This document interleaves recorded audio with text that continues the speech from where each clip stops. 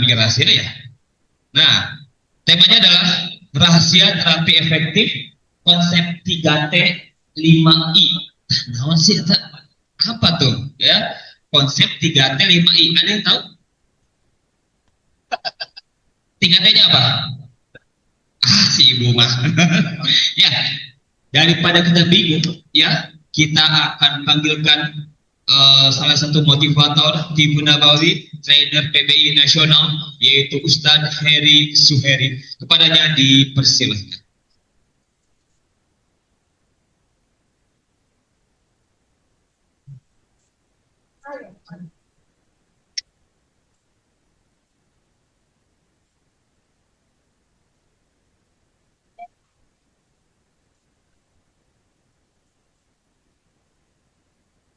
Materi sudah ya di ya. Indroy,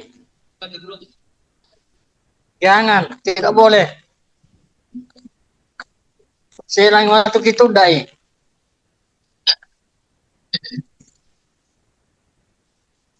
Bismillahirrahmanirrahim. Assalamualaikum warahmatullahi wabarakatuh.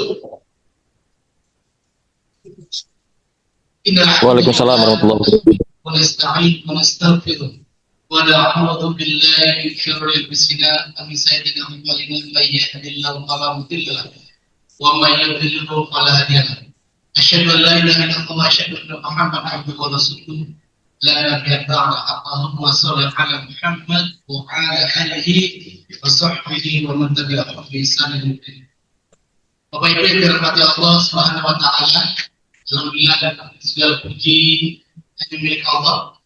Salawat dan salam senantiasa tercurah kepada putra kita Nabi Muhammad Sallallahu Alaihi Wasallam dan keluarganya, sahabatnya, tabi'in serta orang-orang yang istiqomah, dan mudah-mudahan kita termasuk kategori umatnya yang selalu mengikuti seluruh risalah beliau, termasuk dalam perihal At-Tibbun Nabawi, sehingga bisa dikatakan bahwa sungguh kali ini kita membutuhkan yang namanya pengobatan akhir zaman, yang namanya pengobatan yang mungkin bisa jadi belum ditemukan, bisa jadi WHO belum menemukan parasitnya, bisa jadi paracetamol dengan miligramnya belum di penelitian atau jurnalnya. Maka sungguh sekali lagi kita sudah punya sebuah ilmu akbar pengobatan terkait dengan seluruh aspek badan, fisik, psikologis. Kalau hari ini Bapak Ibu sekalian tidak yakin dengan pengobatan itu, maka sungguh kita jauh dari unsur-unsur keberkahan dalam sebuah konsep kesehatan ataupun pengobatan. Maka hari ini insya Allah mudah-mudahan dengan izin Allah saya sharing kepada teman-teman sekalian bagaimana kita meyakini sebuah keilmuan yang sebenarnya harus menjadi aspek kepraktisian kita. Ini teman-teman praktisi semua ya. Oke, kita buktikan. Ya, kita buktikan apa? Sebenarnya gini, materi saya ini insya Allah sesuatu yang sifatnya praktis. Namanya praktisi harus paham praktek. Jadi jangan kemudian kita berpikir jelimet ataupun berpikir terlalu jauh. Padahal esensinya sebuah pengobatan atau sebuah terapi itu sebenarnya simpel. Apalagi ranah kita mungkin sekali lagi ranah PBI dalam hal ini adalah pilihan tradisional, gitu ya. Jadi teman-teman sekalian di sini harus membuktikan siang ini temannya yang punya keluhan hilang. Sepakat? Ini tantangan. Kalau cuma praktisi ya sekarang. Dan insya Allah ini buktikan karena apa yang saya sampaikan hari ini adalah baru perdana di Kota Bogor ini. Kenapa saya ingin sampaikan? Ini saya ingin review dulu bahwa ketika kita sebagai seorang praktisi mungkin di atas 10 tahun, 15 tahun, sebenarnya kita itu sudah pasti menemukan konsep pengobatan yang efektif, akurat, cepat. Betul. Kita harus bermain waktu supaya klien itu, pasien itu datang dengan keluhan A ke kita, pulangnya keluhan tersebut sudah teratasi. Itu konsep. Supaya apa? Supaya si klien bisa bertanya atau membicarakan testimoni dan sebagainya.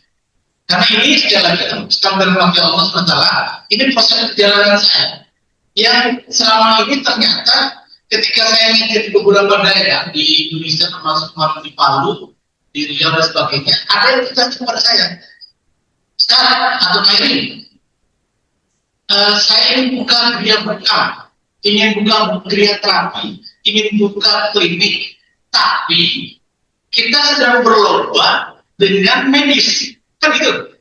Gimana caranya? Tingkat medis datang dengan doa tertentu, dikasih obat, disuntik, selesai dan perubahan. Nah, kita ini harusnya sama seperti itu. Maka kita harus punya metodologi terapi yang efektif. Makanya tadi jujur ini baru selesai 3 hari lalu materi yang dibikin serius. Tapi konsepnya sudah ada di kepala saya. Artinya terkait dengan 3 yaitu tadi akurat, efektif, cepat, akurat dan sebagainya. Kemudian 5 apa ini? Deteksi, kemudian fiksasi, stimulasi, kemudian intervensi atau kita lakukan semacam tindakan itu sendiri, yang terakhir adalah finalisasi. Jadi konsep itu harus betul. Konsep itu harus betul. Oke. Jadi itu sekalian dalam materi Allah, saya ingin sharing sedikit saja sebelum materinya ini selesai, sedang loading. Jadi teman-teman sekalian, saya ingin sampaikan kepada teman-teman sekalian bahwa hari ini kita harus menjadi praktisi yang berlomba-lomba dalam rangka untuk mempercepat proses kesembuhan. Betul nggak? Ini saya jujur, sebenarnya saya sudah lakukan tahun 2008. Saya ke rumah bekam, klinik waktu itu, Natural Bekam Center. Tahun 2008 saya dirikan. Itu saya punya branding. Itu one touch healing. 1 kali terapi, ada healing, ada pengobatan, ada proses penyembuhan. 1 kali, 2008. Dulu saya menemukannya karena ada herbal yang luar biasa. Dengan cukup minum 1,5 jam sampai 2 jam, itu langsung reaksi. Hari itu juga. Ya, dulu kita terkenal pernah nggak detox colon cleansing. Ya, tapi yang ekstrim. Tapi ekstrim dikit. Saya dapatnya dari Pak Yanti, orang Cirebon. Jadi ya, orang Cirebon. Jadi beliau memberikan saya yang kondisi apapun kita tahu bahwa konsep pengobatan, kalau dalam kaidah pengobatan Islam, ini kan kita harus paham wa kullu wasyrabu wala tusrifu. Yang artinya dulu yang kita makan, selalu yang kita minum, wala tusrifu, dan janganlah berlebihan. Para ulama menjelaskan bahwa sumber daripada seluruh jenis penyakit adalah yang kita makan dan kita minum. Tapi konsepnya tadi berlebihan. Nah ini yang harus kita pahami dulu. Apapun, bahkan termasuk yang halal, ibu-ibu, yang termasuk yang halal, jika berlebihan itu mudarat. Gitu. Makanya ini menjadi para ulama menjelaskan ini adalah sebagian daripada konsep pengobatan atau sumber penyakit. Tetapi kemudian kita tahu di medis ada namanya faktor genetika, betul? Genetika, teman-teman sekalian, ketika saya kuliah medis, saya kuliah keperawatan, ada konsorsium atau seminar. Ternyata gen itu, genetika. Kemudian saya juga izin saya kuliah, saya ikut pengobatan klasik dan tubuh nabawi di Wisata Pengamat 3 tahun. Saya ikuti di Rawang dulu. Beliau sampaikan bahwa genetika itu terputus di bawah usia 7 tahun. Mungkin teman-teman pernah dengar namanya golden age, golden parenting. Seperti itu. Ya. Konsepnya ketika golden age gold paradigm penyakit di bawah 7 tahun, di bawah 8 tahun, maka korelasinya adalah dengan orang tuanya. Gitu. Tapi ketika dia sudah di atas 7 tahun 8 tahun, menurut contoh yang kita sarankan adalah karena pola makan hidup. Jadi teman-teman sekalian jangan sampai kemudian mengarahkan semuanya karena gen. Oh, saya gula darah, diabetes karena orang tua saya. Nah dulu Anda usianya berapa? Gitu sebenarnya. Kalau usianya sudah di atas 78 tahun, maka itu terjadi karena pola makan, pola hidup, pola pikir, pola hidup dan seterusnya. Gitu ya.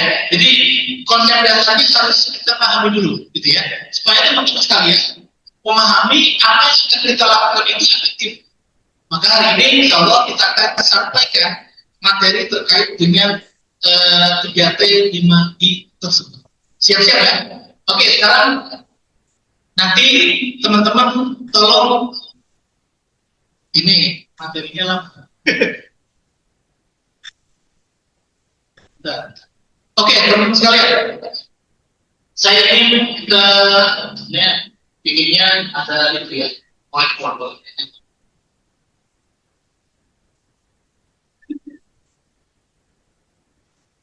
Oke, saya ingin sharing dulu. Siapa yang di sini yang punya kasus yang belum terpecahkan? Kenapa saya ingin sampaikan itu? Kalau kita yakin konsep kita Atibun Nabawi, maka tidak ada dalam diri kita keyakinan bahwa penyakit itu mentok. Sepakat nggak? Ya. Kenapa? Ketika saya praktek di RSUD, beberapa ruangan itu kosong, masuknya ke ruang operasi. Berarti konsepnya adalah mentok ke operasi. Nah, konsep Tibun Nabawi tidak demikian sekali. Konsep Tibun Nabawi adalah harus memahami aspek daripada apa yang kita terapi. Teman-teman harus memahami bahwa namanya penyakit itu persentase terbesar, bahkan di medis terjadi dalam kemarin COVID itu adalah persentase terbesarnya adalah karena 80% karena psikologis. Saya ingin sampaikan kembali, dan hari ini saya sering tangani kasus lain. Wah, luar biasa, ngeri. Saya kadang-kadang berbicara ini luar biasa. Ada orang kemudian tiba-tiba sakit. Ada orang-orang yang kemudian tadinya sehat, kemudian langsung dia drop. Ada saya pernah nangani kasus bapak-bapak sakit 3 bulan, ketua PUK di Cikarang. Ada juga yang sudah bulan-bulan sakit tapi tidak kunjung sembuh. Ada yang menarik menurut saya. Ada seorang bapak-bapak sakit tapi kemudian tidak sembuh di rumah sakit. Saya betul tidak sembuh juga. Kemudian di terapi herbal tidak sembuh juga. Ternyata dia menemukan WA di anaknya bahwa anak itu mendoakan bapaknya masuk neraka. Serius, ini ngeri. Yang kedua, saya menemukan suami istri yang anaknya speech delay atau gangguan bicara. Padahal kakak adiknya itu bagus, tidak ada masalah. Ternyata kembali lagi, saya panggil satu-satu dulu, ya. Kemudian saya panggil juga dua-duanya. Ternyata ada faktor dari kedua orang tuanya. Contoh, beliau sampaikan begini, dia dagang, masalah uang nggak masalah. Dia dagang, tapi setiap pulang ke rumah dia tidak pernah tidur sama istrinya atau tidak pernah pulang tanda kutip on time. Dia pergi mancing. Saya tanya, bapak alasannya apa kok meninggalkan istri ataupun mungkin katakanlah dia tidak mau bekerja di rumah? Apa yang beliau sampaikan? Besar kuping saya duduk, tentang istri saya baru gaji, saya diceramain dulu. Akhirnya dia sering mancing, terus mancing. Qadarullah, si istrinya tadi sudah hamil. Pas melahirkan, itu itu ternyata anaknya tidak bisa melakukan apa-apa. Saya pikir masalah tulang belakang, saya kilo, saya zamatera, saya pas, saya batal, tidak sembuh. Gitu ya. Saya kasih herbal, tidak sembuh juga. Saya tidak sembuh. Inilah maksud saya, teman-teman sekalian. Para berpikir seorang praktisi bukan hanya sebatas mengobati fisik. Saya sampaikan, kemudian saya keduanya saya baru masuk, kemudian saya minta istri perjanjian untuk bisa bukan menceramai suami, maksudnya dengan cara yang baik caranya. Kemudian suami juga tidak melakukan tindakan sering mancing tadi. Alhamdulillah dengan izin Allah sudah mulai ada perubahan untuk bicara. Terakhir, seminggu yang lalu, saya tangani kasus perempuan belum menikah. Dia hilang keseimbangan, stres tinggi, dan sebagainya. Karena ternyata dia sakit hati sama bapaknya. Ya, overprotective dari bapaknya. Ini ngeri. Seminggu yang lalu, saya rukyah, saya konsultasi dengan psikolog sebagainya. Saya langsung bilang, Pak, cium tangan anaknya. Saat itulah nangis semuanya bersama istrinya. Dan ternyata ada kondisi di mana suami istri pun tidak harmonis karena hal-hal yang terkait mungkin, sekali lagi, mungkin ini terkait perjodohan dan sebagainya. Tapi teman-teman sekalian dirahmati Allah SWT, ini menjadi pelajaran buat kita. Kenapa kok muncul seperti itu? Berarti kan dampak terhadap anak. Bahkan, mohon maaf sekali lagi saya sampaikan, beberapa kejadian juga, ya orang tuanya juga kena, karena tadi anaknya. Begitu juga ketika orang tuanya bermasalah, anaknya kena. Seperti itu. Ya. Jadi ini pelajaran buat kita semuanya bahwa metodologi kita dalam pengobatan itu jangan hanya mengandalkan fisik semata. Contoh, saya pernah terapi kasus sesak napas. Saya lihat organnya bagus paru-parunya. Secara mengasih juga. Kemudian dicek bagus dan sebagainya. Dia sesak napas. Dan dikasih herbal yang luar biasa sambil untuk cakar air dan seterusnya dibutkan di anjur angka bagian kanan dan kiri tidak sembuh juga. Ini contoh. Saya ingin sampaikan ke teman-teman, ketika menemukan sebuah kasus, jangan pernah kemudian teman-teman langsung nyerah. Ini ada permasalahannya. Yang pertama saya temukan ternyata permasalahannya adalah di tulang servikalnya masalah. Saya coba tidak dibekam, saya tidak kasih herbal, saya terapi tulang belakang bagian servikal, bila langsung sembuh. Satu kasus sesak napas. Ada lagi sesak napas, terapi tulang belakangnya bagus, herbalnya sudah saya lakukan, bekamnya sudah saya lakukan, tidak kunjung sembuh juga. Ternyata kalau teman-teman belajar namanya hardcore resonansi penyakit fisik terhadap psikologis, maka akan ditemukan bahwa siapapun yang punya permasalahan napasnya berat, sesak napas, dia kecenderungan secara psikologisnya adalah sedih yang tertahan. Oke, ini ngeri menurut saya. Dan kami, kebetulan saya juga di pusat Tarsi, menemukan sebuah diskusi, apapun yang tertahan, ini rumus buat siapa? Tapi terutama ibu-ibu biasanya. Apapun yang tertahan, emosi tertahan, sedih tertahan, marah tertahan, tertahan, maka akan menimbulkan namanya benjolan abnormal. Apa itu? Tumor. Dalam jangka waktu yang lama akan mengakibatkan kanker. Makanya misalnya menyimpulkan tumor kanker itu ada kontribusi jin atau setan. Maka ketika teman-teman sekalian membekam, maka kaidah awalnya adalah kalau bisa teman-teman harus dalam kondisi berwudu. Kemudian kalau teman menggunakan topung terapi tulang belakang, usahakan setiap titiknya bacakan basmalah. Ya, serius. Teman-teman tahu konsep dasar filosofi meridian, akupunktur, akupresur, refleksi, apa yang kita bicara? Titik meridian. Betul? Artinya, ketika bicara titik meridian, ini titik-titik sumbatan. Dan ternyata ada penelitian, mungkin semacam apa ya, riset kecil-kecilan. Di titik-titik keluar itu sendiri bisa jadi ada kontribusi setan atau jin. Makanya tadi ketika topung, ketika pijat, kita ucapkan gitu ya. Oke, itu saja prolog.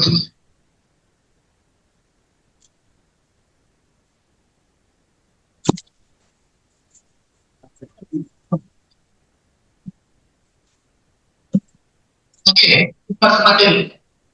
Alhamdulillah. Ini rahasia terapi efektif, cepat, akurat. Ya, insyaallah ini menjadi materi yang sebenarnya ini sharing. Saya sebenarnya ingin sharing saja, tapi waktunya terbatas sama bukan pelatihan ya. Tapi sekali lagi saya memberikan sebuah gambaran ke teman-teman. Bolehlah kita bicara sebuah yang sederhana, tapi harus paham filosofi, harus paham konsep gitu maksudnya. Jadi saya sering diskusi dengan praktisi. Kadang-kadang mohon maaf, konsepnya belum matang, sehingga ketika ditanya bingung. Artinya apa yang diterapi, kemudian nanti sistem eliminasinya kemana, kemudian tindakannya apa, herbalnya apa, kan itu harus. Jadi teman-teman sekalian, sebelum saya sampaikan, kalau ada keluhan yang kaitan dengan darah, maka herbalnya yang kaitan dengan sirkulasi darah. Kalau ada herbal yang kaitan dengan masalah pencernaan khusus, maka herbalnya sifatnya adalah pencehat. Kalau kaitan dengan urusan ginjal, maka sistem eliminasinya adalah kencing ya. Termasuk rekomendasi herbal. Di terapinya pencernaan, dikasihnya herbal untuk diuretik. Cepat nggak? Cocok nggak? Kan gitu. Kita mau memperbaiki sirkulasi darah, tapi yang kita terapi kasih herbal yang berhubungan dengan BAB. Kurang cocok. Inilah konsep saya. Jadi teman-teman harus berpikir luas bahwa kita mau terapi organ apa. Setiap organ pasti punya closingnya, pasti punya sesuatu yang akan kita buang. Tadi contoh yang paling dasar sekali, kita pencernaan masalah, berarti kita perlu detox khusus di sana. Berarti kita kasih herbal-herbal yang sifatnya pencehat. Apa itu? Ilmu zaitun, kan gitu. Yang sifatnya untuk proses eliminasi BAB. Kemarin ada kasus kejadian batu ginjal. Dikasihlah sama saya kecebeling dan menirang. Kenapa? Karena batu ginjal ketika pecah, dia kan harus dikeluarkan lewat jalur yang kecil sekali, gitu. Maka jalur itu harus dinetralisir supaya supaya tidak muncul namanya infeksi atau iritasi. Maka kasih herbal yang sifatnya diuretik yang kuat. Apa herbal yang diuretik kuat? Meniran. Meniran itu herbal yang luar biasa jika ada kondisi satu peradangan pada prostat atau laki-laki yang mau mau operasi prostat, cukup pakai itu sebing, gitu ya. Jadi itu konsep. Jadi teman-teman sekalian, gambaran itu mohon dipahami secara menyeluruh, ya. Oke, kita masuk materi karena waktunya. Nah, agenda materi hari ini adalah filosofi, konsep, stimulasi dan fiksasi, eksekusi dan finalisasi dan studi kasus. Kita akan studi kasus. Sekali lagi ini seri, mudah-mudahan materinya masuk ya. Konsep 5I yaitu pertama identifikasi, deteksi penyakit, yang kedua intervensi, fiksasi masalah, kemudian aktivasi, stimulasi tubuh, inkubasi, eksekusi penyembuhan, integrasi, finalisasi. Jadi deteksi, finalisasi, stimulasi, eksekusi, dan finalisasi. Ini harus ada dalam setiap melakukan tindakan terapi. Dan harus ada. Teman-teman mau ngebekap titik apa? pijat titik apa jika kita tidak tahu cara mendiagnosanya. Hari ini kita tidak bicara jelimet, kita tidak bicara diagnosa medis, tidak sederhana. Makanya nanti berpasangan harus terbukti teman sebelahnya yang tadinya keluhan apa harus selesai hari ini. Serius? Oke, kita buktikan. Oke, ini identifikasi ya filosofi saja. Ini kaitan dengan filosofi. Silakan baca. Artinya bagaimana kita punya tepat diagnosa, cepat responnya, tepat sasaran, akurasi durasinya, holistik dan berkelanjutan secara filosofinya. Jadi ini adalah kaitan dengan filosofi saja. Karena saya ingin basis apapun untuk saya, selepas pengobatan harus ada basis filosofi. Karena kalau teman-teman tidak paham filosofi, nanti akan jalurnya bisa jadi tanda kutip tidak membenar. Kemudian konsep 3T, tepat, cepat, akurat. Dalam pendekatan holistik dan timbul nabawi, konsep 3T dan sebagainya ya, rangka saja. Ini cepat saja, ini materi teori, saya tidak sampaikan teori. Jadi tepat adalah targetnya tepat, metodenya lagi tepat, waktunya dengan tepat. Kemudian cepat, dia responnya cepat, mencegah komplikasi dan data valid hasil terus. Ini ya konsep 3T. Harus paham dulu. Jadi intinya ini teori kan. Oke, teman-teman sekalian, bisa saja teman-teman sekalian diagnosanya apapun. Ini, ya mau pakai sainnya, chemistry, mau pakai radiologi, mau pakai silakan, bebas. Ya, secara konsep diagnosa, silakan yang teman-teman tahu saja. Kemudian, bagaimana dengan konsep terapinya? Artinya ini bisa ditopo, bisa terapi tulang belakang dan sebagainya. Kemudian dia juga akurat, cepat solusinya. Solusinya harus apa? Harus ada kaitan dengan herbalnya, harus ada terapi bekamnya. Kenapa bekam? Tanyaan dasar. Apa bedanya bekam dengan akupunktur?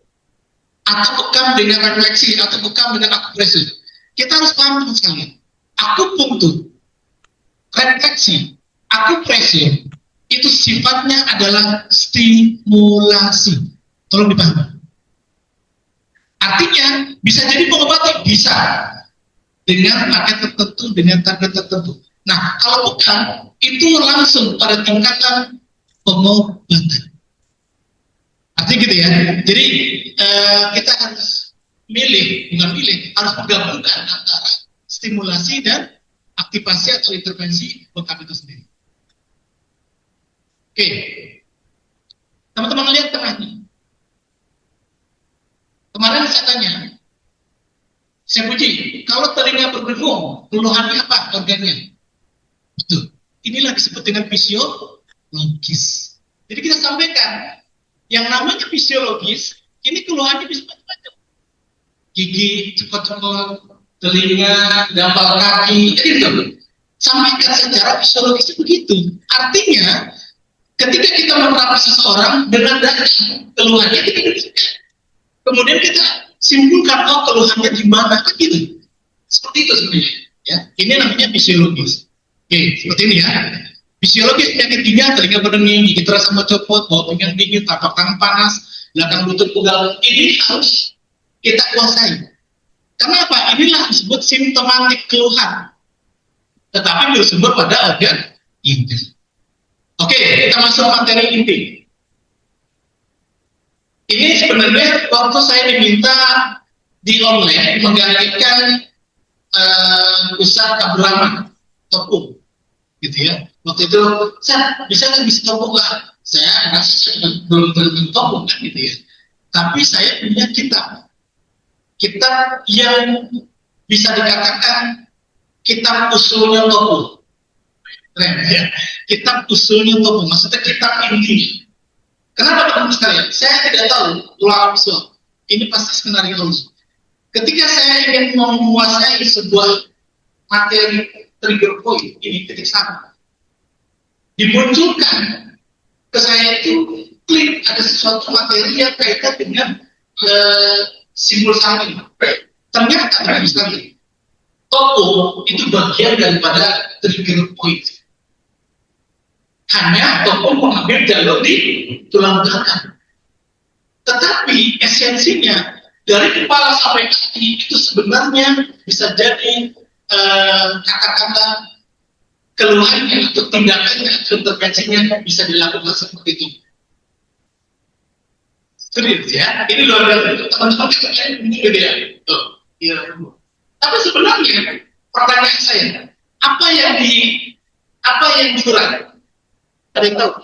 Kasihannya apa yang diurai terkait dengan topung? Karena gini, saya waktu mau ngambil skripsi atau karya ilmiah, saya datang ke satu ruangan. Boleh nggak saya bikin skripsi atau karya ilmiah terkait topung? Saya ada ini kliniknya, saya ketemu dia. Cuman memang literasinya kurang. Tapi ini dasar pengobatannya saya bilang juga, saya ingin memperdalam, kan gitu. Nah, ternyata saya menemukan sebuah metodologi apa sih yang sebenarnya yang dikurangi topung, kan gitu. Apa coba? Ada yang? Ya, saya puji. Hah? Ya, jembatan. Oke, itu bahasa umum. Bahasa ilmiahnya. Stagnasi jembatan. Bahasa ilmiah apa sih? Ada yang?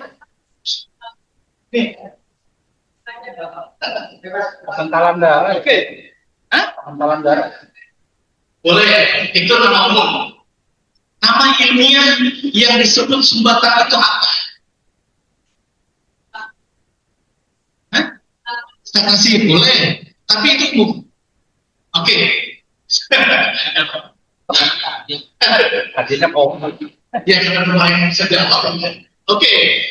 Inilah yang kemudian saya ingin sampaikan ke teman-teman. Ketika teman-teman menterapi semua konsep dasar stagnasi itu berhubungan dengan darah.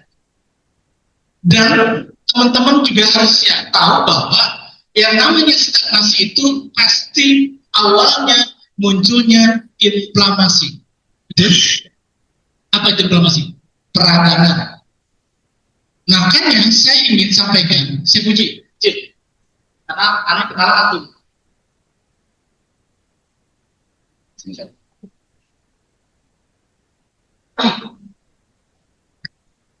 Teman sekalian, membentuk atau menerapi, tolong sekali lagi jangan langsung eksekusi, jangan langsung tindakan, tidak efektif, serius. Teman-teman ini kebiasaan itu merapinya lama, kalau saya nggak mau. Satu waktunya timing. Kita yang terpenting adalah efektif.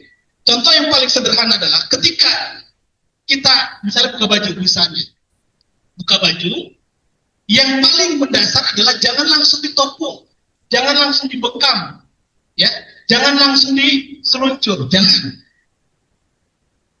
Ternyata rumus dasarnya adalah inflamasi tadi. Di mana terjadinya inflamasi, disitulah terjadinya stagnasi. Oke? Karena proses inflamasi yang panjang akan menimbulkan sumbatan. Pertanyaannya, kita ingin tahu di mana letak sumber inflamasi itu, kan betul? Itu. Ternyata gampang. Ya mungkin teman-teman sekalian sudah tahu kalau ikut pelatihan. Ya. Sebenarnya ketika kita ini dilaba saja, sudah tahu. Merabanya dengan apa? Dengan tangan, punggung tangan. Ya. Ibu-ibu, punggung tangan. Jadi terapinya adalah seperti ini.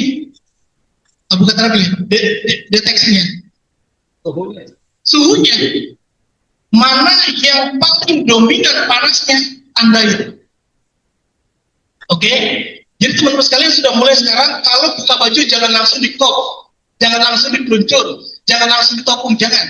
Kenapa? Teman-teman nggak tahu keluhannya di mana, sumbernya di mana, pusat sarafnya di mana, gitu ya. Jadi dicek dulu. Nih, saya puji sebelah kanan, kiri nggak terlalu panas, padahal beliau pakai baju. Mungkin karena saya sensitif. Ternyata di medis diketemukan bahwa ini bulu di punggung kuku ini ternyata mengandung reseptor reseptor inflamasi. Reseptor inilah yang kemudian mendeteksi di mana terjadinya inflamasi tersebut. Tidak bisa dengan ini. Kalau konsepnya ini adalah, kalau bahasa TCM adalah yin. Ini yang. Kalau tibu nabawinya apa? Mas, Tibu nabawinya? Wah, lupa. itu bahasa Indonesianya. Orang, Pak. Kemarin kita ngadain upgrading di Kota Bogor. Saya sudah sampaikan bahwa kita punya fondasi BOK, Book of Knowledge. Panas, dingin, Indonesia. Yin, yang TCM, kita nggak boleh pakai karena itu akupuntur, akupresur. Kita nggak boleh langsung pakai, kecuali kita belajar ilmu boleh. Maksudnya konsep tibu nabawi jangan pakai yang itu. Makanya apa? Haroro rutubah. Seperti ini, haroro rutubah. Pak. Rutubah itu lembab atau dingin. Ya, ini saya ingin sampaikan di awal supaya teman-teman enak ngomongnya. Apalagi ini ustazah semua kan. Kalau wah, Bu, Ibu sifatnya haroro. Oh, apa tuh kan gitu ya. Kalau panas kan ketahuan. Oke Bu, haroro sifatnya panas, rutubah itu lembab atau dingin. Oh, apa itu haroro? Ya iya. Kan gitu. Apa itu rutubah? Ya iya. Kan gitu. Seperti itu ya. Bagaimana mau mengetahui? Gampang. Orang kurus adalah haroro, orang gemuk adalah rutubah. Ya? Iya. Setiap yang kurus mempunyai sifat haroro. Betul. Udah gitu, minumnya habatus soda makin kering. Kenapa? Karena sifat habatus soda adalah sifatnya panas. Haroro. Karena apa tuh? Segala sesuatu yang sifatnya pahit itu sifatnya adalah haroro. Apalagi biji itu sifatnya haroro. Dan rimpa itu sifatnya haroro. Yang sifatnya rutubah, yang warnanya hijau, yang warnanya putih, buah-buahan, sayuran. Oke? Konsepnya harus paham dulu supaya tahu, oh ternyata saya puji di sini haroro. Nah, untuk mengetahui kalau versi kop itu berarti diluncur sama kayak kerokan, betul? Misalnya sudah ketahuan, oh beliau ada di area Al-Zuhur A'la sebelah kanan. Kita belum yakin, saya belum yakin nih. Ya sudah, pakai kop luncur atau bahasa Inggrisnya moving cupping, diluncur semuanya. Nah, ketika diluncur, kop luncur, tandai mana yang paling dominan merahnya atau warna birunya, maka bisa dipastikan secara ilmiah disitulah letak sumbatan penyakitnya. Kita nggak usah berpikir sakitnya apa, ingat. Siapa di sini pas? Belajar pas? Bahasa Taris, saya belajar juga bahasa Taris. Kita itu nggak usah mikir penyakitnya apa, betul? Nama penyakitnya ratusan, ribuan, betul? Tapi kalau kita paham ini sederhana, oh, ternyata sumbernya ya, maka ketika diketahui, oh ternyata beliau memang betul di Al-Zuhur A'la atau di sekitar paru-paru. Berpikir kita, oh secara fisiologisnya, satu, ini efeknya kemana? Ke pernapasan. Ini efeknya kemana? Bisa jadi ke tangan. Gitu. Jadi itu fisiologis bahasanya. Oh dia sesak napas, oh pendek napas dan seterusnya. Berarti sumbatannya ada di sini. Dan intinya bekalnya nggak usah sampai ke bawah. Selama ini kan kita ingin memuaskan klien, betul? Bukan semua sampai bawah. Kalau kita paham tadi, deteksinya paham, fiksasinya paham. Ya, contoh umumnya tadi di areanya sangat, ya di area yang paling dominan merahnya tadi. Itu betul, di situ saja, tak perlu yang lain. Selama ini kan kita pegel. Oh sampai nggak perlu Ibu. Kenapa? Satu titik ini mengandung fisiologis tadi. Fisiologis itu bisa ke pinggang, bisa ke kepala, bisa ke tangan, bisa ke paru-paru. Itulah efektif, itulah praktisi terapis yang cerdas. Jadi nggak semuanya di toko. Itu. Gak mau patennya kan? Ya, kecuali ada tarifnya satu kop tambah segoreng. Ya nggak apa-apa itu. Oh saya ingin nambah, nggak apa-apa Pak. Cuma 10.000 nggak masalah. Itu kan dibekam. Nah, tadi nanti rumusnya tadi setelah distimulasi dengan topung tadi baru dibekam dan kasih herbal. Herbalnya apa? Cek lagi ke paru-paru, kan gitu. Berarti yang berhubungan dengan pernapasan. Kasih herbal yang sifatnya tonikum atau aromatik. Tadi sambiloto, usul hindi, cek lagi lidahnya. Wah, agak panas. Berarti benar laki-laki. Karena ada laki-laki yang kemudian dilihat lidahnya putih. Laki-laki itu harusnya hot, bukan cool. Sekarang perempuan banyak yang hot. Kenapa? Karena pelatihan ini banyak perempuan daripada laki-laki. Selesai. Jangan lo ya. Gitu ya. Oke. Hah? Oh, jangan cepat-cepat ya. Baik Ibu. Oke, kita masuk materi Bu. Titik simpul saraf. Tubuh secara alami akan berusaha melindungi dirinya sendiri ketika sedang stres. Tetapi ini dapat menyebabkan ketidakseimbangan kekuatan dan fleksibilitas dalam tubuh. Jadi ketika stres atau cedera, otot akan sering membentuk titik pemicu. Jadi sekali lagi, stres akan menimbulkan tadi trigger point. Ibu pernah lihat kalau pas lagi dibuka bajunya, coba ibu pegang. Satu, dalam kaidah medis itu namanya simetris ansimetris.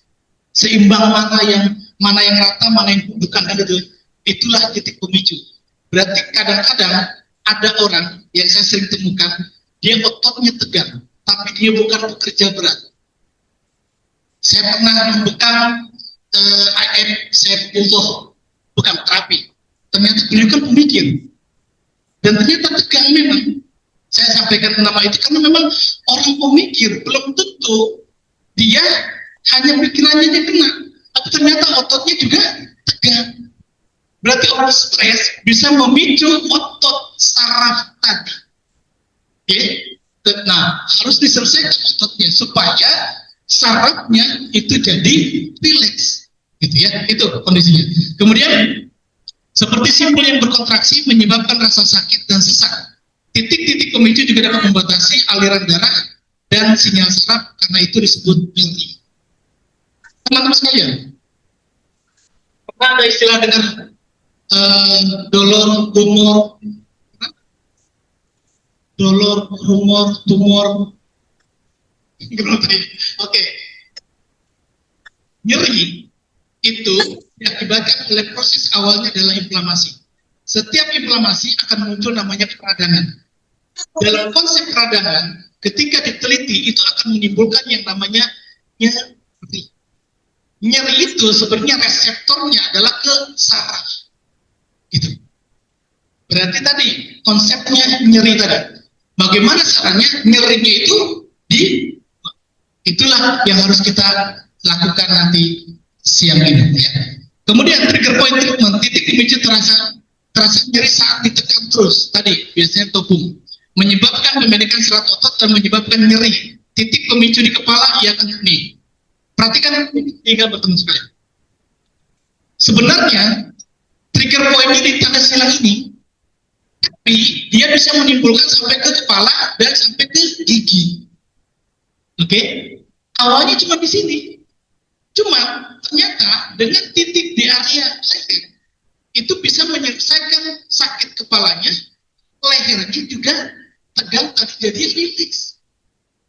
Jadi kalau kita kemudian mohon maaf sekali lagi, ya terapinya full body, full tubuh gitu ya.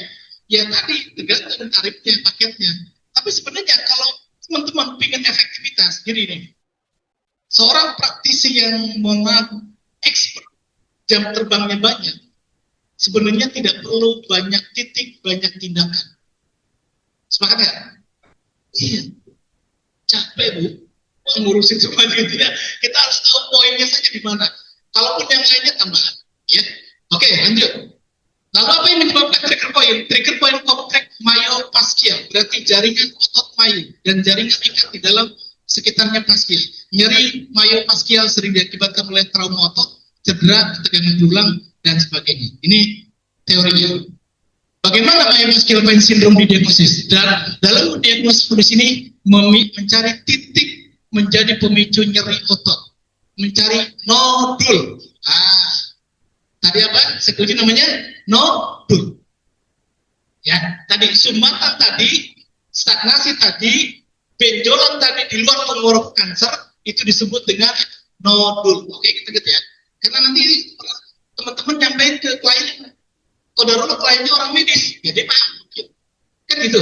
Tapi minimal kita tahu, oh ini nodul, Pak. Ini titik tadi stagnasinya, gitu. Karena konsep stagnasi sumbatan itu sama saja.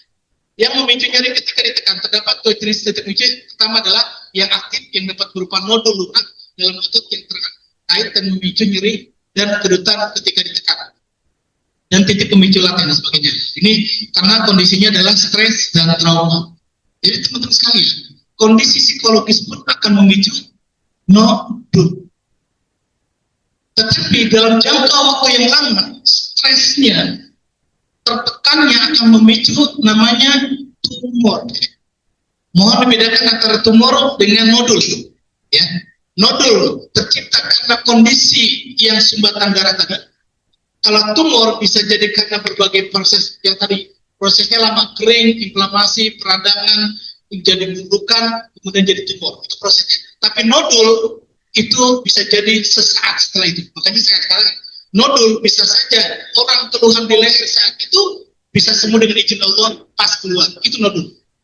Tapi kalau tumor prosesnya panjang, gitu ya. Oke.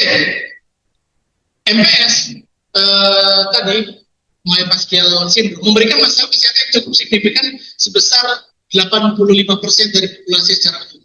Ya, ini terkait dengan penurunan geraknya. Jadi, teman-teman sekalian, salah satu kan kadang-kadang mungkin ada teman-teman yang di Zamatera, di KRK atau di apalah ya, yang di metode-metode batuk betul pasti akan ada semacam geraknya di tes itu kan. Nah, pembatasan gerak itu ketika dia tidak bisa itu diakibatkan oleh nodul. Satu, nodul. Yang kedua, pembatasan gerak itu diakibatkan kalau dia kaitan dengan tulang belakang. Cek apakah cervical, apakah thoracal, atau kolumbar, atau sakit, atau koksidial dan sebagainya. Cek. Berarti kalau kaitannya dengan tulang belakang itu biasanya berhubungan dengan yang namanya HIV atau saraf kejepit. Apa yang saraf kejepit? Saraf kejepit adalah peradangan sendi. Peradangan tadi apa namanya? Inflamasi. Jadi, tolong dipahami, inflamasi berarti peradangan. Peradangan berhubungan dengan darah. Kalau teman-teman melakukan sebuah tindakan terapi tulang belakang, selesaikan dulu dengan terapi tulang belakang, jangan lupa dibekap. Kenapa? Karena yang paling efektif untuk membuang peradangan adalah dengan bekap. Gitu. Artinya, terapi tulang belakang sangat efektif. Tapi darahnya itu tidak diambil, radangnya itu dikeluarkan. Kan gitu. Maka konsep dasarnya adalah terapi tulangnya plus darahnya juga dilancarkan. Kasih herbanya untuk apa? Herbanya sifatnya melancarkan darah. Kenapa? Sungguh teman-teman sekalian. Penyakit itu, kalau teman-teman sekalian lihat di rumah sakit internasional, sekarang ini penyakit yang kaitan dengan tulang itu nomor 1, neuro nomor 2 malah. Ya, jadi ini teman-teman yang punya ahli Zamatera pas terapi tulang belakang ini tolong luar biasa. Konsep dalam sebuah kehidupan fitrah kita. Ketika kita kecil, yang harus diperbaiki apa? Otak dan tulang belakang, betul? Pertumbuhan perkembangan. Ketika usia tua, sama. Memori jadi lemot, tulang jadi bungkuk, kan gitu, jadi lemah. Maka kembali lagi konsep dasarnya, perbaiki. Nah, begitu juga kalau bisa teman-teman kuasai ilmu 1, bekam, 2, tadi pijit atau toto atau apapun namanya, 3, terapi tulang belakang, yang keempat herbal. Dah cukup. Nggak usah macam-macam, serius. Karena itu bisa menyelesaikan semuanya. Yang pertama, pijat. pakai pijat, kemudian refleksi, akupresur dan sebagainya, ya, kaitan dengan stimulasi. Yang kedua adalah bekam. Ya tadi kalau bisa topung dan sebagainya silakan. Yang kedua bekam, yang ketiga terapi tulang belakang. Apakah itu krek, batek, zamatera, PTB dan sebagainya. Yang terakhir harus herbal. Kenapa herbal? Karena sungguh ternyata bisa jadi tadi konsep dasar kita ingin membuang sebuah proses sampah residu di tubuh kita, itu closingnya, eliminasinya harus dengan herbal. Contoh tadi kaitan dengan BAB, maka kasih herbal pencahar. Kaitan dengan kencing, maka kasih herbal diuretik. Kaitan dengan darah, kasih herbal cepat untuk sirkulasi darah. Apa herbal Indonesia yang mempunyai efek signifikan dalam antikoagulan? Antikoagulasi itu anti yang mengecerkan darah. Jadi mau penyakit asam urat, hipertensi, stroke, kolesterol, apapun yang kaitan dengan darah, herbalnya adalah kasih yang melancarkan sirkulasi darah. Tapi cek lagi, lihat lidahnya, lihat kondisi tubuhnya, apakah dia harus atau rutubah, oke? Termasuk sesak napas. Oh dia sesak napas, asma, cek lagi, lihat lidahnya, di zona bagian belakang daripada jantung, apakah dia rutubah atau normal, dingin atau panas? Kenapa ini saya sampaikan? Supaya teman-teman efektif. Contoh, orang dengan sesak napas, tapi lidahnya putih, berarti dia sifatnya rutubah. Hah? Gerak, itu serai. Serai paling efektif untuk berhubungan dengan gerak. Yang kedua adalah yang pengganti cairan sinovial. Bisa omega 3, minyak omega 3, bisa minyak zaitun, bisa minyak bisium. Kenapa? Dalam kaitan tulang itu kan ada namanya proses. Walaupun sebenarnya ada proses revitalisasi, tapi kita bantu dengan yang sifatnya untuk memperbaiki atau kaitan dengan minyak emas tadi, gitu ya. Jadi boleh serai, kemudian boleh omega 3 lain, boleh gamat, omega 3 atau minyak ikan atau gamat, gitu ya. Yang kelapa. Boleh. Minyak kelapa itu sebenarnya hampir sama. Dr. Wahyu Widana SKP beliau menjelaskan di Arab herbal sunnahnya adalah zaitun, tapi zat aktif, komposisi dan sebagainya sama dengan minyak kelapa. Tapi saya menemukan waktu saya ngajar bekam di Kendari sekaligus ngawas USBN, ternyata di Kendari itu banyak kondisi tumor perempuan. Biarlah sembuhnya dengan minyak kelapa. Kenapa? Ibnu Qayyim menjelaskan, apapun penyakit di daerah tersebut, maka sungguh sumbernya ada di daerah. Artinya, yang paling banyak dalam minyak kelapa ya sudah selesaikan dengan itu. Karena yang paling banyak pengolahannya ada di sana. Biarlah. Maksudnya gini, makanya Ustaz Abu Muhammad guru saya sampaikan, tidak ada obat dewa. Ngobatin jantung. Oh ternyata dengan daun dewa untuk ngobatin jantung dengan habatus soda sama-sama sembuh. Makanya kita tidak pernah klaim, oh saya yang paling sakti, saya terapi senior. Enggak. Karena kadang-kadang ini menjadi overklaim bahwa siapapun yang kemudian menterapi, kalau dia dengan izin Allah sembuh. Kan gitu ya konsep dasarnya. Tapi harus paham dulu tadi, kembali ke masalah jantung. Ada orang penyakit jantung, ternyata dia lidahnya merah, berarti dia haroroh, panas. Harus dikasih herbal yang sifatnya melancarkan sirkulasi darah tapi rutubah atau dingin. Apa? Boleh. Yang tadi saya sampaikan, daun dewa. Daun dewa herbal efektif untuk melancarkan sirkulasi darah bagi yang didiagnosa lidahnya atau didiagnosa kaitan dengan haroro atau panas. Tapi Ketika dia sifatnya dingin, punya keluhan jantung, hipertensi, stroke, tapi dingin, cocok ke daun dewa? Nggak cocok. Dia akan menggumpal. Maka kasih yang baik sifatnya hangat atau haroh. Apa itu? Jahe, habatus sauda. Jahe, habatus sauda. Oke, sampai sini ya.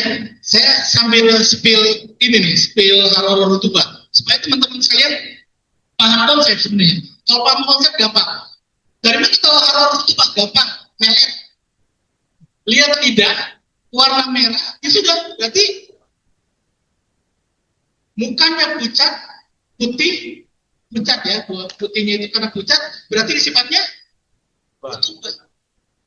Orangnya obes, bengkak, berarti sifatnya rutubah. Sudah gemuk, dikasih herbalnya, yang diuretik makin bengkak. Paham ya? Sudah kurus tadi, dikasih herbalnya, jahe, habatus sauda, kustul hindi, ya makin habis. Betul ya? Jadi Bu, harus banyak konsumsi yang sifatnya menutrisi tapi dingin. Nah, kalau benjolan tadi sifatnya apa tadi? Inflamasi, radang. Berarti harus kasih herbal yang sifatnya anti radang atau bahasanya yang sifatnya rutubah. Apa itu?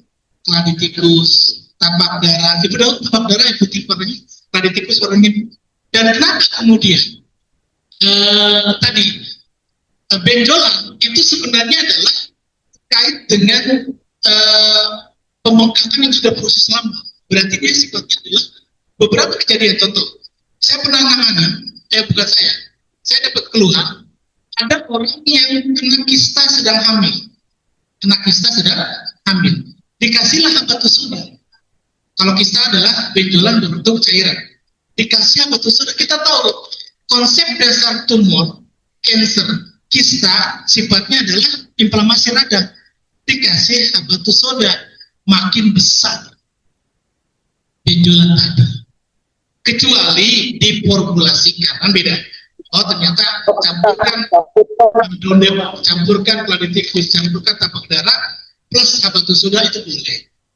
Tapi bukan menjadikan itu herbal tunggal. Maksudnya gitu, ya? Betul, jangan tunggal. Kalau formulasi boleh. Oh di dalamnya ada habatus sauda, di dalamnya ada madu. Ya. Oke, adanya titik nyeri yang disebut dengan titik sensitif dan sebagainya. Nih, nodul. Perhatikan. Oke, berpasangan. Silakan cari temennya. Langsung praktek. Masing-masing. Dua orang. Silakan Bu, silakan. Yang nggak punya pasangan siapa? Dapat atau dapat ada punggung sini. Antum, dulu nggak apa-apa. Ada pasangan? Ada nggak? Oh ya ada.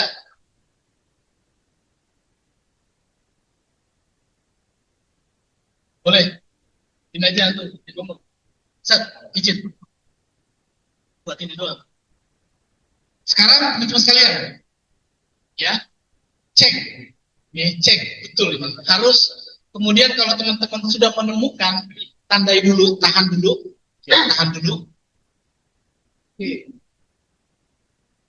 Perhatikan, ini cara perabaannya. Seraba dulu, silakan teman-teman perhatikan kanan kirinya. Begini aja.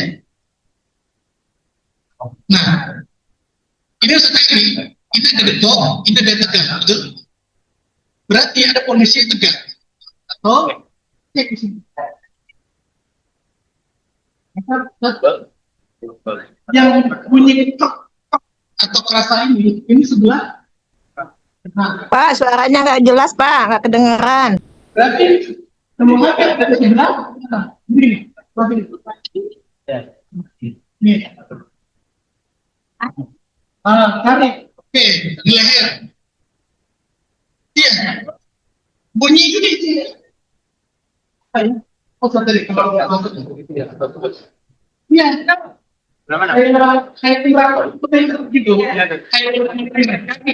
cari posisi di leher atau di Mohon yang ikut Zoom diperhatikan juga. Oke, sip, tangan. Yang dapat siapa? Oke, alhamdulillah di leher dapat. Ya, ada. Oke, bagus. Dapat. Nah, tahan. Nah, ada nggak? Cari di leher apa di nih? Pegang di sini. Oh, ternyata. Terus bedakan dengan kiri kanan. Sampaikan ke kliennya yang merasa ini kayak gitu. Betul. Nah, tidak di rukiah. Oh iya, tanyanya bagus.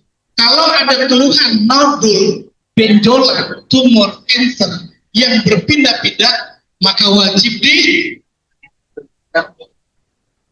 Sudah nemu? Oke, nemu antum? Oke, tahan.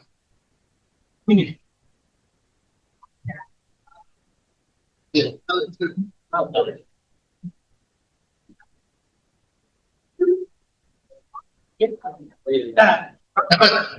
Dapat. Ya, dapat. Antum dapat? Dapat. Oke. Betul. Betul. Oh, itu macamnya. Siap. Ya. Sama ya? Kalau di sini nggak ada kan?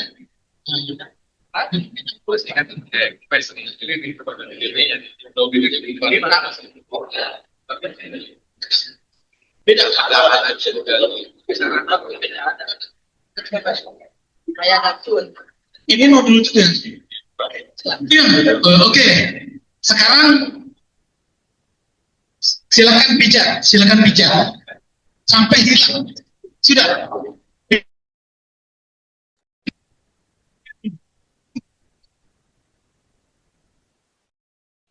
Sekarang diurai, silakan diurai. Harus sampai hilang. Atau ada caranya juga, ketika dipegang, diurai, dia boleh ditemukan. Misalnya saya lihat. Misalnya di sini, kita ini, ya, boleh juga sambil nengok. Ini boleh. Tapi kalau misalnya dia masih ada, nah ini hilang. Ketika nengok hilang, ada sedikit. Ya. Yang pegang kamera tolong diarahkan dong. Tapi ini ketika dia terapi mandiri. Hanya mama beliau lagi begitu. Ini sebenarnya adalah untuk menghilangkan nodul. Jadi nanti terapinya bisa terapi mandiri. Kameranya pun jarak yang Semuanya ya, ada sampai hilang. kelihatan.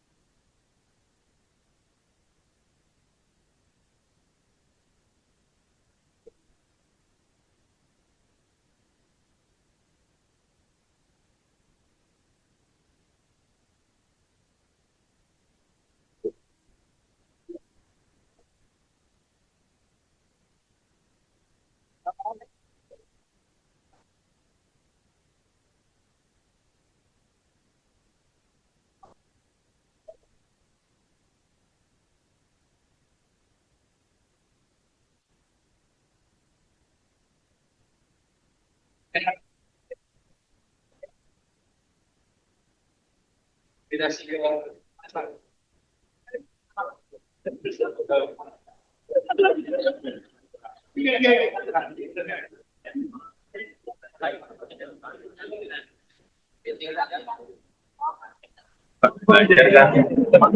Kalau di kepala, boleh ayo. Ayo sama sekali. Ayo. Yang sini. Ya. dari daerah dan di tangan tadi sama.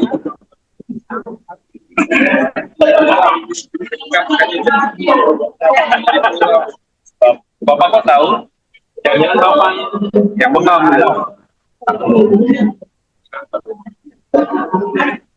yang harus fraksi. Ya, kita tahu. Ini di sini ya.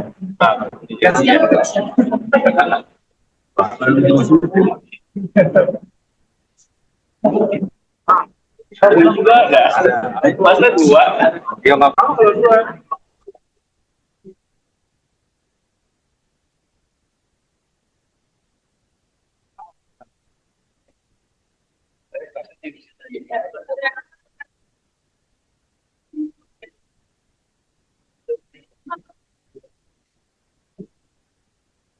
Bagi kepala, bagian dari sini aja. Tapi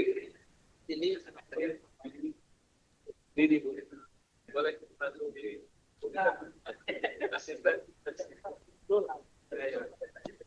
Kemana pematerinya? Nggak kelihatan. Yang zoom hanya ngelihat depan. Lalu kemana nih pemateri? Yang dilihat yang kosong.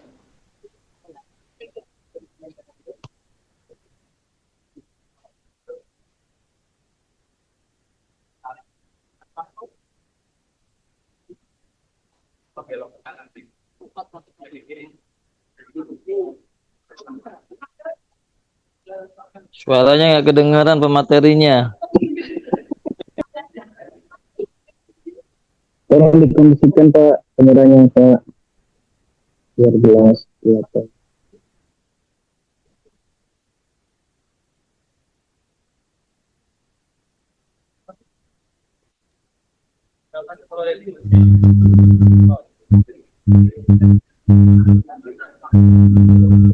Kopi mana kopi? Kopi mana kopi? Nah, eta.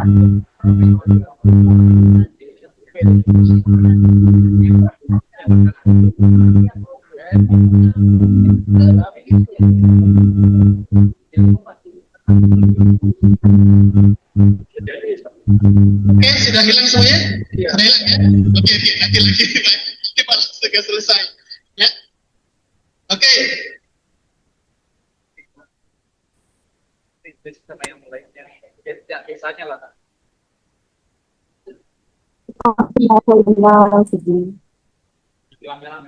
Yang cukup yang ada.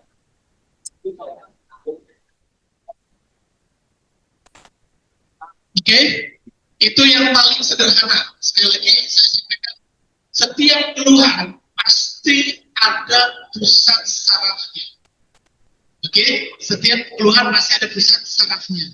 Tolong sekali lagi, tadi apa yang Bapak tadi ketika bacakan Bismillah, Bismillah, Bismillah, A'udzubillahi min qudrati min syarri ma ajidu wa hadir 7 kali. Atau bacakan Al-Fatihah, atau bacakan Al-Ikhlas, atau bacakan Al-Falah, gitu. Jadi dalam hati saja, itu boleh nggak dijalankan? Boleh. Dijalankan lebih bagus, kan gitu ya? Sangat. Ya, ya udah dalam hati saja, gitu ya. Terus sekali ya. Sifat nodul tadi, yang tadi ya, simpul saraf tadi, harus mulai. Nah, cukup nggak sampai di situ? Tidak. Ya, tidak sampai di situ. Oke, nih, izin. Nodul ini bentuknya adalah seperti ini. Di saraf akan terjadi namanya inflamasi. Oke, saya cepat saja. Ini diurai, ini patofisiologinya. Kemudian akan terjadi sebuah peradangan dan sebagainya, akan membentuk sistem elektrikal atau kelistrikan. Ini ilmiahnya. Ya. Betul, limfoma. Oh, kalau limfoma tumor, jadi tidak boleh dipijat. Kalau tumor, cancer tidak boleh dipijat pada titik benjolannya. Nah, ini akan terjadi masal ototnya akan terangsang, kemudian dia juga akan terjadi stimulasi, kemudian akan membentuk sistem elektrikal, ya di tulang sarafnya, reseptornya. Ini alat ilmiahnya. Nanti materi teman-teman akan dapatkan. Artinya yang kita sesami, yang kita urai, itu akan membentuk reseptor dan sistem elektrikal, gitu bahasanya. Membuka sistem elektrikal, makanya dalam akupunktur kan ada namanya pakai elektrikal. Ini tidak perlu sebenarnya. Dengan diurai tadi, itu akan membentuk sistem elektrikal yang mengaktifasi bahasanya. Mengaktifasi apa? Mengaktifasi sistem sirkulasi darah. Insya Allah ya. Kemudian ini ada videonya tapi lewat nggak ada. Ini nodul sumbatan betul, bisa tutup kemudian bekam kemudian tanaman herbal. Jenis terapi 5 deteksi bisa dengan perabaan, periksa, visualisasi. Ingat, ini tidak ada pakai teknologi, ya. Cukup dilihat, diraba, kan itu sebenarnya. Dicelup. Kemudian fiksasi, bisa bentuk, bisa ada tanda-tanda, bisa informasi, dan lokasi mobilnya di mana. Kemudian, teman-teman sekalian, kalau ingin efektif dalam tadi stimulasi, tolong gunakan minyak hangat. Minyak hangat sifatnya tonifikasi. Minyak yang hangat. Kenapa minyak hangat? Karena tadi darah esensinya harusnya sifatnya hangat. Darah itu tidak boleh dingin. Darah harus sifatnya hangat supaya lancar. Maka ketika kemudian ada sumbatan, pijatannya dengan menggunakan minyak yang hangat, gitu ya. Boleh juga dengan infrared, boleh. Makanya kan kadang-kadang pijit bayi itu suka pakai minyak apa saja, minyak tawon, pokoknya yang sifatnya hangat, minyak yang ada unsur serai atau cengkeh dan sebagainya, yang sifatnya hangat, sifatnya. Zaitun kurang, nggak bisa. Zaitun kurang hangat, ya. Harus ada yang sifatnya hangat. Boleh nggak pakai infrared? Boleh. Tadi yang infrared EDP Bu yang merah, itu untuk mengaktifasi melancarkan sirkulasi darah. Boleh nggak pakai magnet batu? Ya, sifatnya kalau melancar. Garam bukit boleh.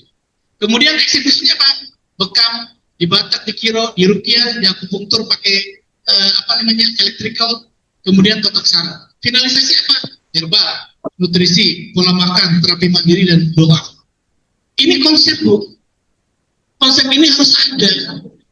Tapi gampangnya, ternyata nodulnya di leher. Berarti kaitannya dengan apa? Sakit kepala, migrain, vertigo, oke? Ini konsep.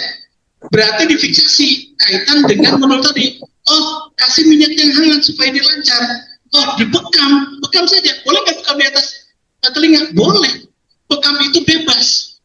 Selama tidak di bolongan, bukan di tempat tumor, gitu ya, bukan di tempat yang fraktur, bukan di tempat yang luka. Boleh, asalkan dia tidak boleh dilimpati. Ya. Ya. Tiroid, ya. Dari kecil. Oh, bagus. Gondok itu apa coba? Ya, gondok maksudnya ada bekam. Jangan dibekam di tempat yang gondoknya tadi, di sekitarnya.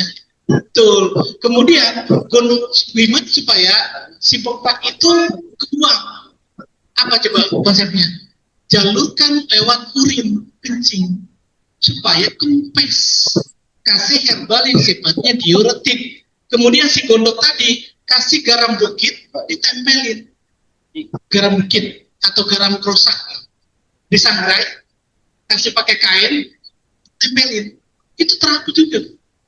Tapi dia harus pilih herbal supaya dia kempesnya itu kebuang. Kan jangan sampai tetap menetap. Kebuang lewat apa? Lewat kencing. Kasih herbal yang sifatnya diuretik. Meniran, tapak limang, tambuyung boleh, pegagan boleh. Artinya yang sifatnya diuretik, kebuang. Kan konsep kita mau ngebuang itu kan, berarti harus dilancarkan, gitu ya. Bisa. Iya, ini bagus ya, bagus dokter. Gitu ya. Artinya kondisinya seperti ini. Jadi konsep.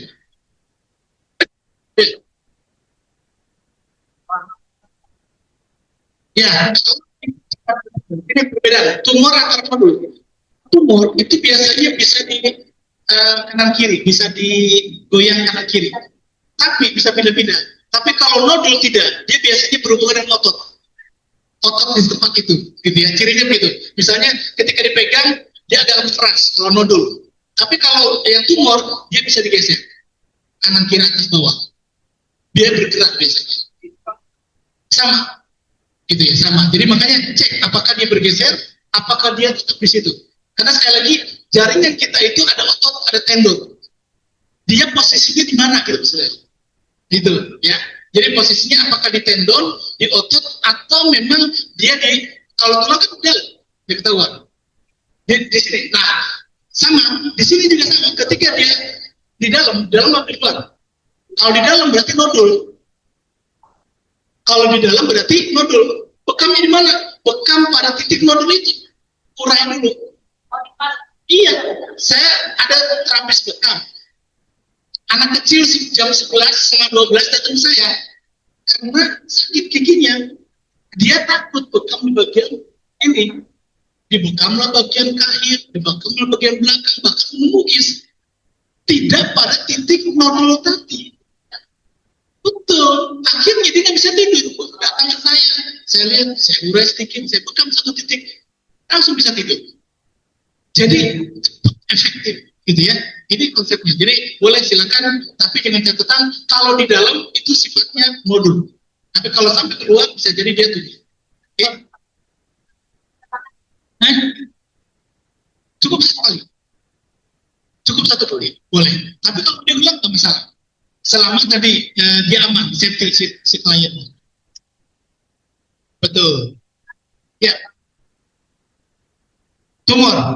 Tumor apa dulu?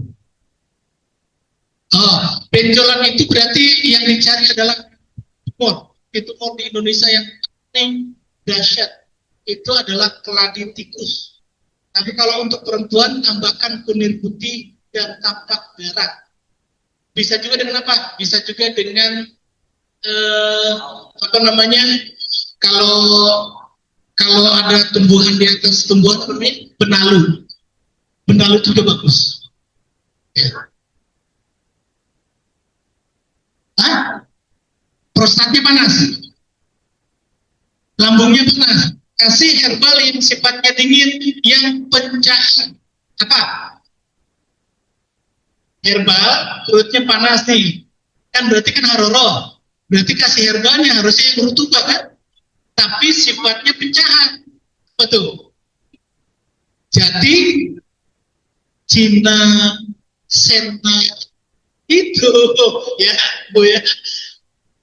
Kalau dia sifatnya dingin pakai daun ungu. Sambiloto Sambiloto itu apa, Bu? Sambiloto itu herbal farmakologis paling bagus untuk anti demam. Iya, tapi untuk dewasa. Kalau untuk anak-anak, pegagan atau alang-alang. Boleh, Bapak kan dibuang. Kan sifatnya tadi sambil itu sifatnya dingin, perutnya panas, gitu. Ya. Betul ya. Ini ya, trigger point dicek dulu, deteksi, periksa. Kemudian teman-teman sekalian perhatikan di sini, cek simetris atau tidak simetris dan sebagainya. Jadi cek nodulnya di mana dan sebagainya. Kemudian fiksasi, dia akan muncul nih, dia akan muncul, ditahan, kemudian distimulasi. Bagaimana cara stimulasi? Boleh pijat apapun, mau dijalurkan, mau dipakai di adjustment dengan diurai dan sebagainya. Kemudian boleh ketika di kepala seperti apa silakan. Ini bebas cara pijatnya. Yang penting adalah membuang nodul. Nah, eksekusinya apa? Dengan bekam. Sudah tahu keluhannya di leher, maka bekamnya di al-afdhanir. Teman-teman sekalian, sebenarnya konsep dasar penyakit itu simpel. Seluruh penyakit yang ada di kepala, apapun itu, vertigo, migrain, stroke, ya, apapun, ini sebenarnya perbaiki sirkulasi darahnya. Apa yang bekam? Adzohar a'la atau jantungnya. Gitu sebenarnya konsep dasarnya itu. Kemudian apa herbal yang terbaik untuk masalah kepala? Gampang, cari herbal yang sama anatomisnya seperti otak. Apa itu? Pegagan. Itu. Jadi cara berpikir kita begitu maksud saya ya, supaya kita simple nantinya. Kemudian tadi solusinya adalah dengan herbal. Oke, di studi kasusnya, nih teman sekalian perhatikan di sini. Teman-teman, saya ingin sampaikan ini luar biasa.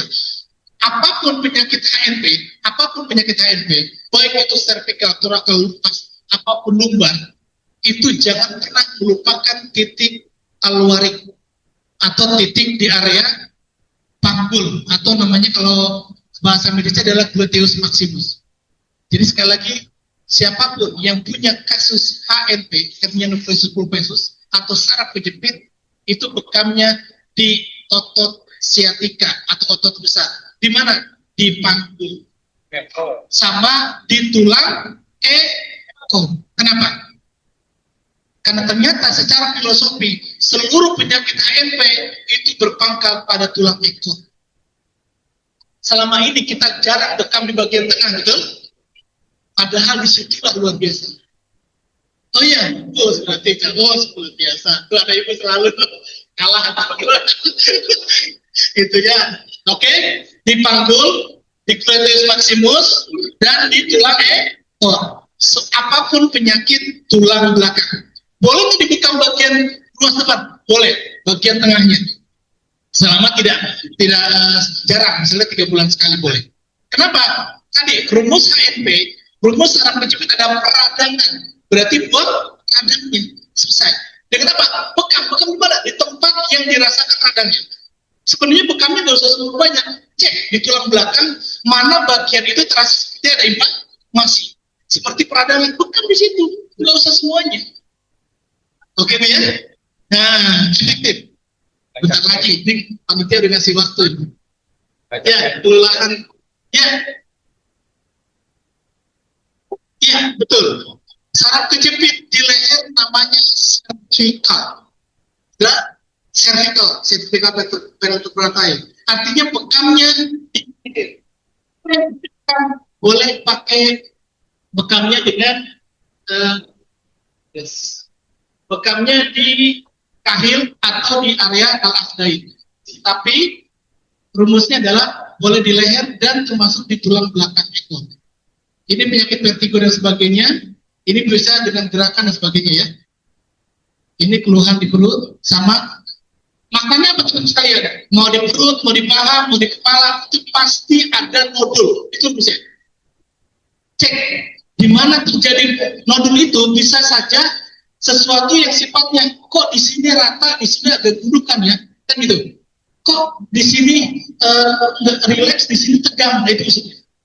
Ya, gambarannya di situ. Jadi tolong jangan langsung terapi, cek mana tegangnya di area mana dan sebagainya. Maka itulah pusat sumbatan. Nah ini bekamnya sebenarnya di area-area mana? Ya tadi tergantung. Kalau bekamnya di area sini, ini kan alikor namanya. Kalau boleh. Kalau mau pasti botak. Kalau dari botak nggak susah gitu ya. Kenapa bekamnya di area sini? Karena ini kaitan dengan ada kondisi tangannya bermasalah, jempolnya, tangannya kram.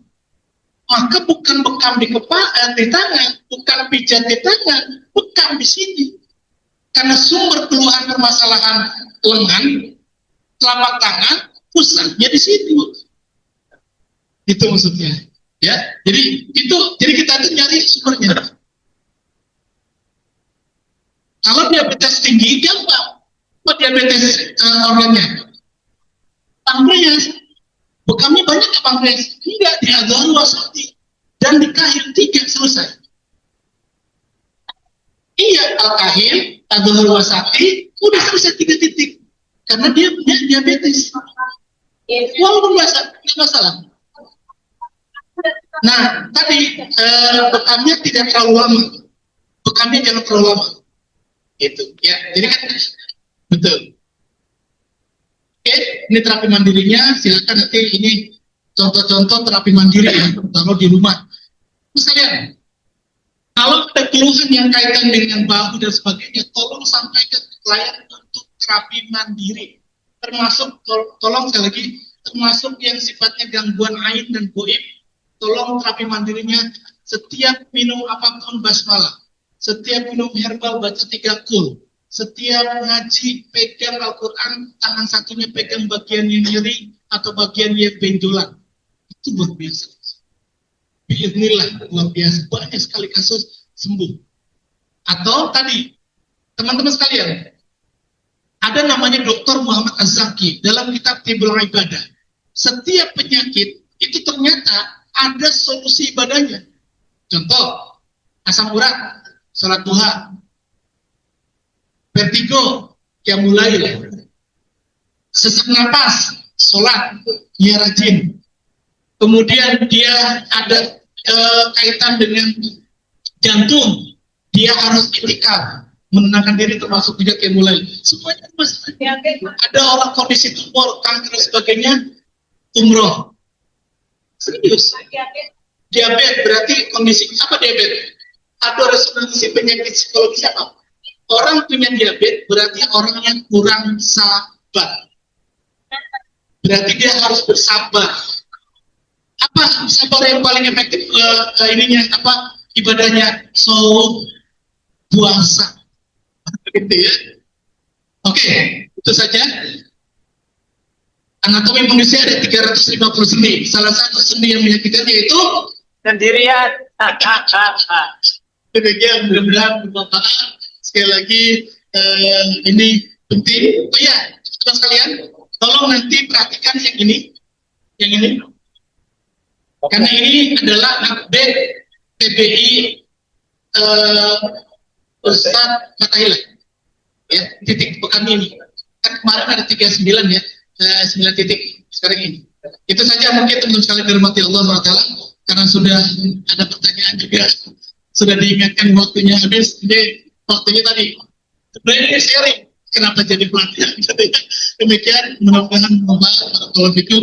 Akhir kalam wabillahi taufiq. Assalamualaikum warahmatullahi wabarakatuh. Waalaikumsalam warahmatullahi wabarakatuh. Waalaikumsalam warahmatullahi wabarakatuh. Syukur jazakallah untuk Ustaz Heri yang sudah memberikan materi pada siang hari ini. Sebenarnya waktunya tidak cukup ya. Iya. Tidak cukup. Pertanyaan, Ustaz? Satu pertanyaan boleh? Satu saja ya, karena ada ya dasarnya. Mau bertanya, Ibu, satu aja ya. Ya, Fadol, silakan. Ibu siapa? Silakan.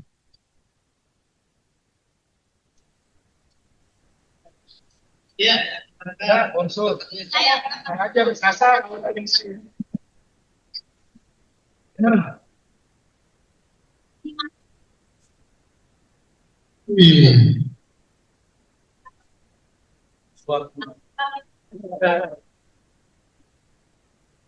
Ya. Oh iya. 12 kilo sehari.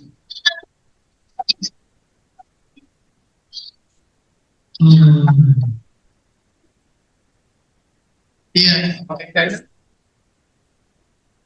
Oke, pertanyaannya apa itu?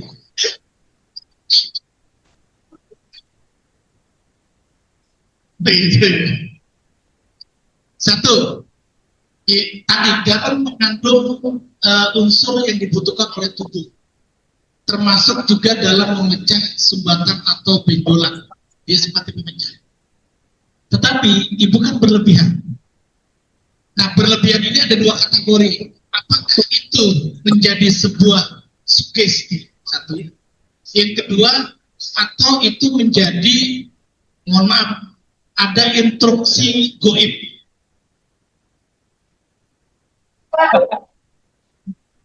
Ya. Oke, gitu ya. Karena instruksi goib itu akan menimbulkan sugesti seolah-olah garam ini tadi bermanfaat, tidak lemas dan sebagainya. Konsep dasarnya adalah wakulu wasyrubu wala tusrifu. Maka itu sudah berlebihan. Segala sesuatu yang israf berlebihan pasti mudarat. Makanya konsep dasarnya ibu harus melawan. Sebenarnya konsep dasar nutrisi supaya orang tidak lemas adalah hubungannya dengan probiotik, hubungannya dengan prebiotik, hubungannya adalah dengan kadar gula yang tinggi. Apa itu? Apa dalam hadis riwayat bahwa jika kita menanam di rumah maka tidak akan terjadi kekurangan nutrisi. Apa itu? Kurma. Kurma itu mengandung kadar gula tinggi tapi tidak menimbulkan gula darah tinggi. Paham ya? Mengandung kadar gula tinggi tetapi tidak menimbulkan kadar gula tinggi. Maka solusinya itu adalah masalah ibu siapa tadi? Ibu siapa itu? Ibu namanya? Oh iya, kan ada sesuatu ini. Nah, ibu misalnya minum tadi nutrisi kurma, tapi karena ibu kurus, maaf ibu ya, kurma sifatnya harus. Iya, berarti kurmanya harus dicampur dengan air. Itulah disebut dengan infus water atau nabi. Ya, jadi ibu kalau ingin sehat, satu nutrisi kurma plus air diendapkan selama 6 jam, difermentasi, minum malam hari, bikin malam hari, minum pagi hari. Boleh. Buah-buahan plus kurma, harus ada kurmanya, atau plus madu. Gitu Bu ya. Ya. Oke, sudah ya Ibu yang bertanya ya. Tadi dengan tidak sifatnya apakah roro atau rutubah? Ya, yang bertanya tadi dapat harus ya kurmanya buah. Timun atau campur elon atau campur semangka. Nggak boleh langsung kurma. Akan merusak embel gigi. Gitu ya. Gitu. Ya. Baik, Ibu tadi siapa yang bertanya? Ibu Yukina. Oh iya, dapat hadiah dari Ustadz Hermawan. Isinya apa kira-kira? Coba dibuka isinya, ya. Hadiahnya langsung dibuka kalau sama Ibu nih. Baik, untuk selanjutnya, siapa lagi yang bertanya? Apa itu? Hadiahnya apa? Garam hitam banget. Masya Allah.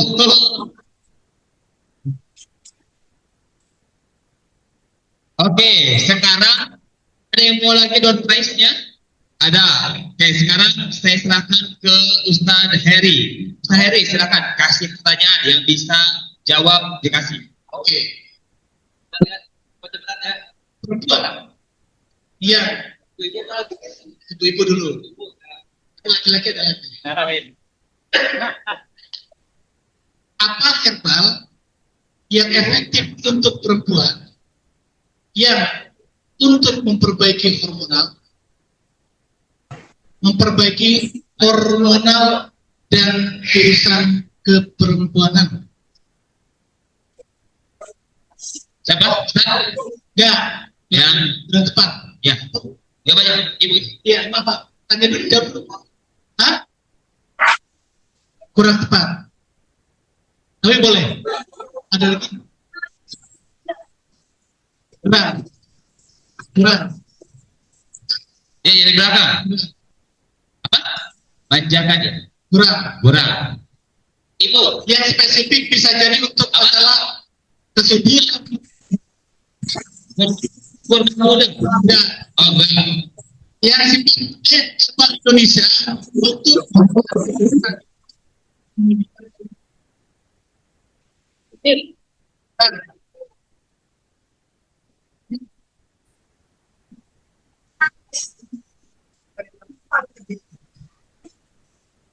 Yang online nggak ditanya nih, Tad. ya di situ. Ya.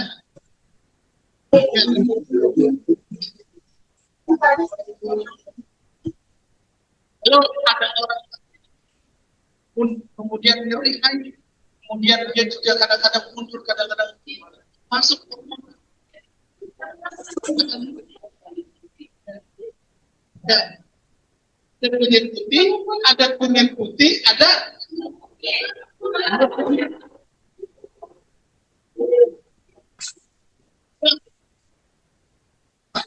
Bapak jawabannya Bu.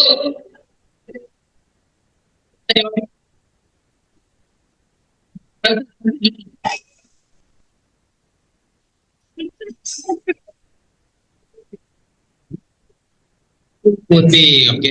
Kan Ibu. Bapak-bapak, Ya, selanjutnya pertanyaan untuk bapak-bapak.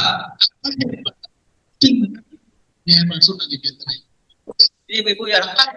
Ya, herbal sunnah yang terkait dengan hadis bahwa seorang sahabat terkena penyakit jantung. Apa nanti satu? Apa itu udah? Aduh. Pak, ya, apa? Kurma plus? Hadis riwayat Rasulullah ketika memegang sahabat, ternyata Rasulullah menyampaikan sahabat ini penyakit jantung. Saya betul, saya puji. Hah? Apa lagi? Kurang. Oke, tambah lagi. Buat laki-laki. Apa herbal yang sifatnya untuk mengatasi terpusat